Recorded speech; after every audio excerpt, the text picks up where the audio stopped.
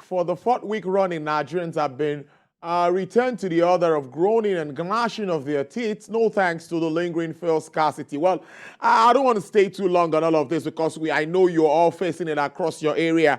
I don't know how much you buy, but in some places we buy as much as 250 naira. Mr. Joseph Nwakwue is a partner at Zera Advisory and Consulting. He's also the former chairman of Society of Petroleum Engineers. Thank you so much. It's good to have you on the program this afternoon. Thank you, Tolu. Good afternoon. Pleased to be here. Yes, I know we've gone this route before, and it's really funny that we are here again. What is happening at this time? Depot owners are saying that they cannot continue to sell, maybe at the ex-depot price. Some are saying NNPC is supply has dropped. Some are saying there are issues with vessels. We can go on and on, Mr. Nwakwue. What is your understanding of the crisis that we face with regards to scarcity of PMS? Yes, so, you and I, we've discussed this extensively in the past, and I think the last time we met, I did highlight the fact that the system we are currently running is not robust enough. And what that means is that it cannot withstand pressure of whatever kind. It's rather fragile. And once it breaks, it takes a lot of time and effort to restore it to normalcy. So I think that's what we're seeing. And I've had all sorts of opinions. Some think it's a supply problem. Some say, oh, it's not supply, it's distribution. But my reading of the situation is that this is pretty much a supply problem. It started as a supply problem, of course, but the distribution system itself is challenged. So that's why it's taking so long to restore to normalcy. So let's start that way. But I had a discussion with some depot owners, of course, with the media, and they're talking about some particular payments being made in dollars. I'm going to throw this to you. We are not a dollarized country. I spend naira. So why do we have to pay some of these charges in dollars? And we know what's happening to our FX or around our FX space. Well, I think it's, I wouldn't like to be making excuses. I don't know the basis for regulatory agencies, government-owned entities to be charging for their services in dollars in Nigeria. I think that's something that needs to be looked at. It's part of the problem, but it's not the whole problem, right? The issues around cost. Yes, these payments are made in dollars. They increase the cost to the service provider, whether it's a depot owner or somebody who rents the ship that does lighterage. But I think that is not the problem. That's not at the heart of the current problem that we are facing. So as it is, there's also an instance. Let me cite this to you now. If you go to a major marketer, talking about the known names here now, you get the product at about 170 naira per liter. But if you go to all of the other filling stations, you get this product for as high as 250 naira. And the regulators have looked the other way. I don't know. Subsidy still subsists. Okay, I think you're right. That observation is very correct. And the reason is simple. NNPC does have some capacity to deliver products to the depots. And what I understand is going on is that the major marketers essentially queue up and wait for NNPC to supply them ex-depot. That way they can sell at the regulated prices. Now, the independents probably don't have that much patience and capacity as well. So they will need to get out there, go to depots that have assessed product ex-ship. Now, if a depot goes out to assess product ex-ship, the cost of ship, getting that product into their tanks and all of that. I understand they are selling a little lower than 200 right now, ex-depot. So if the independence goes to assess this product at, say, 200 Naira ex-depot, they cannot sell it at the regulated prices. So that's really what is going on. If NNPC has sufficient enough capacity to deliver products to every player in the market, ex-depot, at 148 or whatever that number is, then of course, we will not have this problem.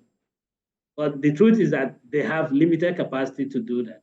And a significant portion of the market needs to be served by these independents who have limited capacity, who would now have to go to the depots that are selling at much higher prices. So they cannot buy at those, say, 200 Naira and come and sell at 180 or 185. No. So clearly this might continue. Like I'm also being factual here. We see inflation on the high side. We see the price of diesel staying at about 800 Naira. And those trucks, some have to move as far as from Lagos to Maiduguri, to Abuja, to all of these areas. That would also affect their costs. So I'm worried. What is the way out? If we say deregulation, we've deregulated, and I have analysts that have told me that Tolu, diesel is selling for as much as 800 Naira to, in some cases at the moment, as of today. So what really will be the benefits of deregulating PMS? I'll say in one word, investments will be the benefit. But let me backtrack a little bit. Let's look at the history. Initially, the infrastructure was developed, right? And it was designed to move products from the depots, marine depots, up to the inland depots by pipeline, right? That's why you have Atlas Cove, and then you have a pipeline system connecting Ibadan and all the other areas, and then you have, of course, going all the way through Enugu, Makodi, and others. So the network was built originally. It wasn't built with import dependence in mind. It was tying the refining locations, and it varies.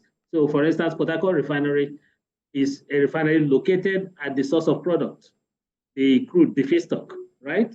So you refine in situ, if you will, and then you pipe to the depot, and then from the depots, the tankers will pick them up to the retail stations. That was the original plan. Now, over the years, two things have happened. The refineries quit working, that's one. And the pipeline network to the depots essentially need to be revamped.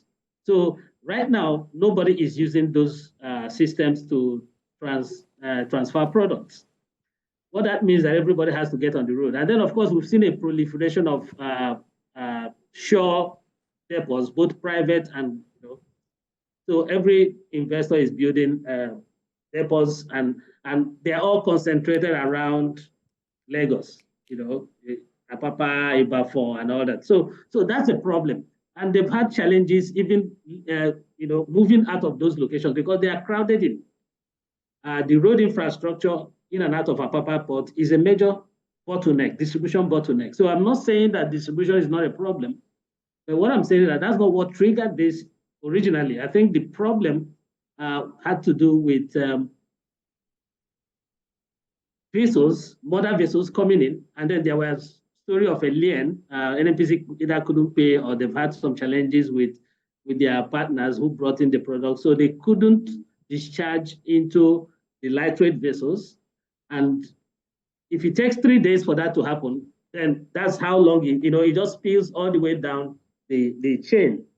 So I understand that has been resolved. So they will now need to supply the market at much higher levels to get everywhere wet again. It takes time. If you look at the trend over this year alone, between January and I think January, February, you average about 60, 65 million liters a day truck out.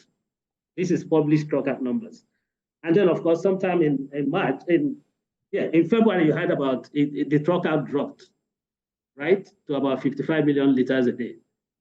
it took another 2 months. So April, May, you were doing 70, 75 to be able to close that gap. And that's what we've seen in October. In October, truck out went down to about 55 again. And so October, you have to have November, December. So they need to pump at 70 to 75 liters a day to be able to recover. I think that's the phase you're in now. It is not helped. The ease with this is not helped by the state of our roads. It's not helped by the fact that we are solely dependent on trucking to move products around. So there are a lot of challenges in this. And that's why I keep saying that the bottom line is that we need to look at revamp the entire system. This current model will not work in the long run. We will continue to have these challenges until we rethink it.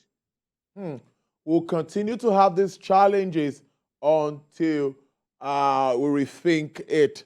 So finally, smuggling is something that also worries me, because many would say even if we deregulate, or before we deregulate, we are serving other nations or neighboring countries around us, and that's also hitting us so badly. What do you think can be done around that angle? The honest answer is we need to just stop price fixing, right?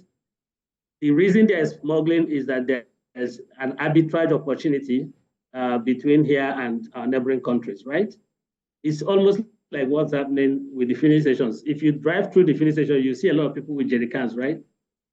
The reason that is that there's an arbitrage opportunity. So rather than go and queue and spend 3 hours in the queue, somebody says, oh, I can give you this at a premium.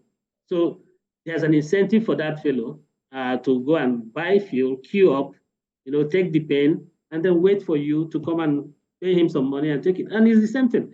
So I think that for as long as there's a differential in price between locally consumed fuel and what is selling across the border, I do not see that we can police the border that way. No, we do not have the capacity to do that.